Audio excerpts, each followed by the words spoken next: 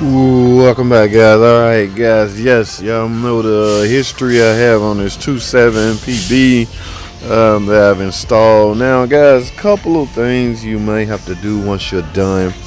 Yes, the engine may sit here and run a little crazy, in fact, but you're not quite done. You're really not done until after your test drive. But even before that, there's some preliminary things you should do, guys. Keep in mind, let me remind you that this is an electronic throttle control. All right, so it has to be calibrated to the car. So I'm gonna have to tie in my scan tool and link this. Do what we call a ETC, electronic throttle. I'm gonna have to calibrate it, basically, in so many words. That, and also, guys, I will need to sync cam and crank up together. As of now, nobody knows where anybody is at. Now, the computer may be taking an educated guess and putting things in place just so the car will run, but to achieve optimal performance, we need to link cam and crank. We need to sync those together. I'm gonna reset the whole adaptive controls and make sure it's clear. Okay, I'm gonna do all of that. Of course, y'all know the importance of making sure the fluid is full, but guys, but there is some preliminary things electronically that you should do once you install an engine, especially the newer engines. Even engines are not plug and play anymore. Used to could just drop an engine in and go, but no, guys, there are some things you need to be doing. So with that being said, guys, let me go find my scan tool. I've already bled the cooling system. The oil is on point. Y'all see I have a new dipstick over there. I have yet to figure out what that is. My cap right here, I have checked the transmission fluid. Let me put my cap back in place. I have checked and adjust the transmission fluid. New coils. It's running, but it's not running at optimal performance because everything is not set. So what we're gonna do is try to accomplish that, guys. So let me go to a quick break. When I get back, we're gonna be at the computer discussing the things you need to do once you install a engine. All right, so stay tuned. Don't go anywhere. I will be right back. All right, guys, we're now at the computer. Let's go over a few things you should be aware of. Yes, this is an '08 Dodge Magnum. Okay, there's checking the light is on, but you should expect that. So it's another engine you just installed. In fact, let's look at the fault codes. Okay, 2110 electronic throttle control. Yes, we need to adjust that. We need to even do. Let's go to miscellaneous so I can show y'all. There's a couple things here we need to do. Here we go, guys. We need to relearn cam and crank. Okay, no need to check odometer. All of this should be still in the computer. I'm gonna learn variable line pressure, VLP counters. I'm gonna relearn that. I'm gonna learn the ETC, electronic throttle control. That's why they check engine light on, and I'm gonna reset the memory, guys. So we got to get all this done to make this engine run at optimal performance, guys. So now I may need a helper to do learn ETC. Somebody has to press on the pedal while I do this. So let's see what happens. Let's try it. Learn ETC. Okay, continue. Alright, yes, press and hold to the floor. The throttle must be held to the floor. Press continue when ready. Alright, guys, I have to get a helper. In fact, hold tight. Alright, guys, I got the throttle body calibrated and it passed. So now let's do one more. No, let's do two more. We got to do cam and crank relearn. Let's do that one. This function should be used anytime a repair has been made that requires a cam and crank relationship to be relearned. I would think installing an engine falls into that category. So let's pick continue. Please start engine.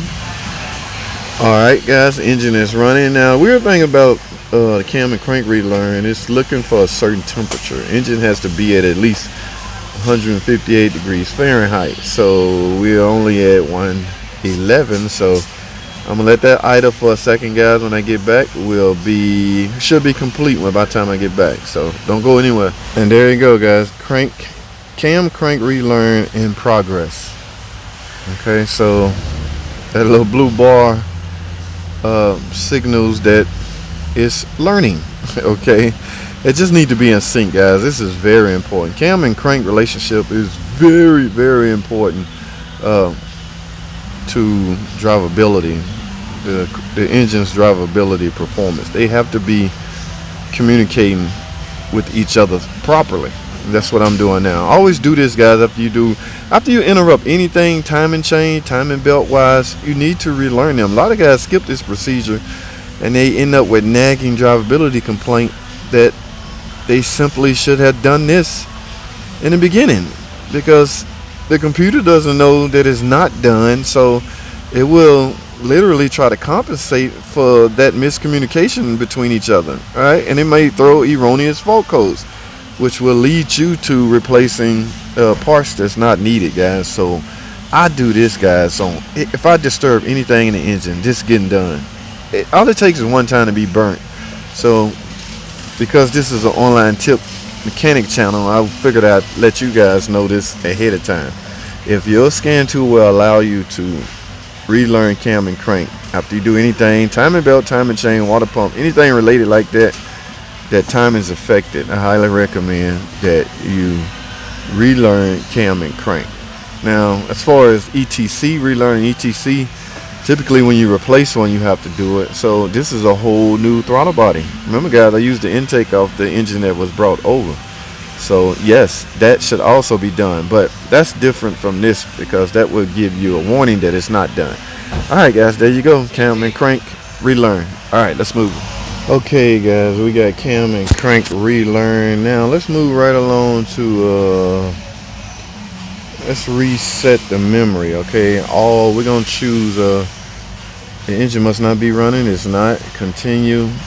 In this instance, guys, we're gonna choose all adaptive memory, meaning it's going to reset the numerator. I know what the numerator is needed for, to help with detecting misfire, minimum TPS, fuel shutoff reason, engine runtime, fuel adapter. We're going to choose all. Okay, select all adaptive memory. We're going to hit continue.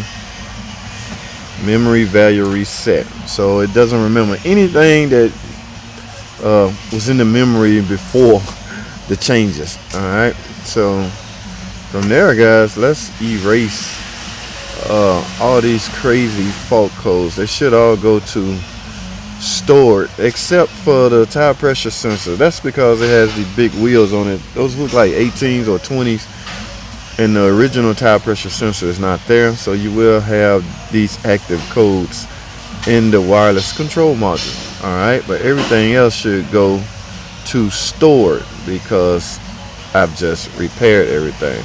So let me clear all this.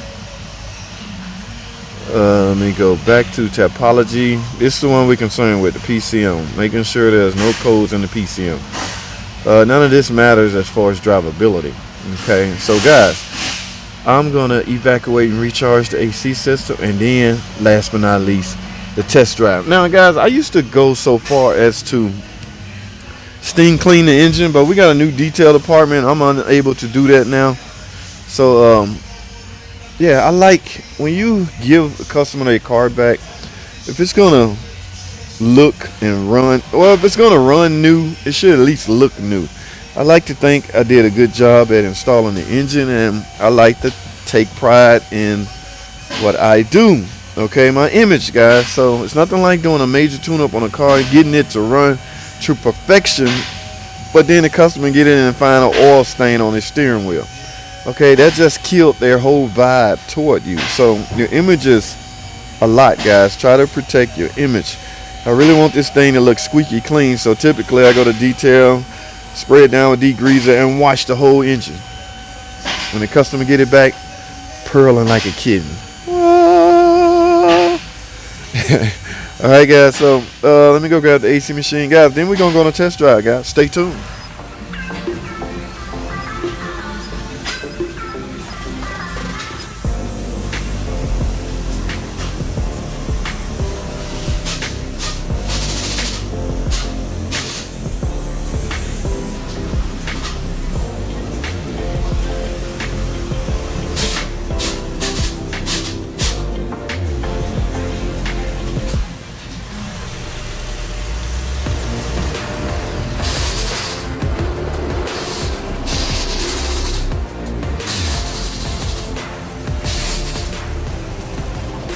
Alright guys, what do we do now? We are done. We got the AC filled up, got all the electronic stuff adjusted, got the throttle body, electronic throttle control recalibrated. We have the adaptive memory calibrated.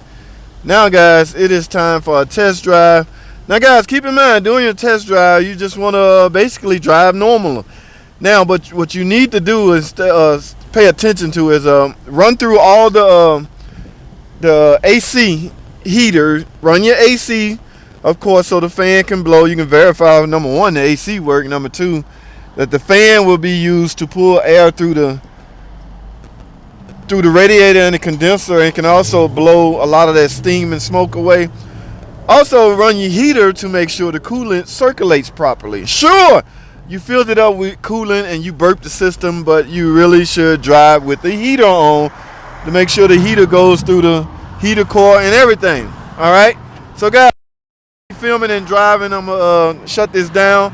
We will talk some more when I get back off this test drive. Stay tuned, don't go anywhere, I'll be right back. All right guys, I'm here, I'm back. Everything, I'm off the test drive, everything checked out lovely guys. AC cold, heater blowing hot, which means the coolant is circulating, which means the AC is working as designed, which means the fan is blowing. So guys, I am done this time with this car. Yes, there was a little hiccup after I put the engine in and drove it or started it up, but as I said earlier guys, there's some things you have to do electronically with engines nowadays. Okay, at least the drivability portion of it. All right, it's not just simple plug and play anymore because of the features that was on this used engine. It required me to make some electronic calibrations. Okay, etc, cam and crank relearn, things I explained earlier guys. So I'm pretty much done with this car. Where it's gonna go from here, or from me, is the detail department. I assume they're gonna detail and watch it all up. All right, and that should be a wrap, man. Appreciate y'all guys tuning in, watching the videos. There was a lot of interaction on this, and I really appreciate it. Okay, any questions? But like I say, I always say, please be subscribed already before you ask the question. It just helps me. It just helps. Let me put it like that. And even if you're not subscribed, I'm still gonna communicate with you, but I will try to convince you to subscribe. But okay, but guys, let me wrap this up, guys.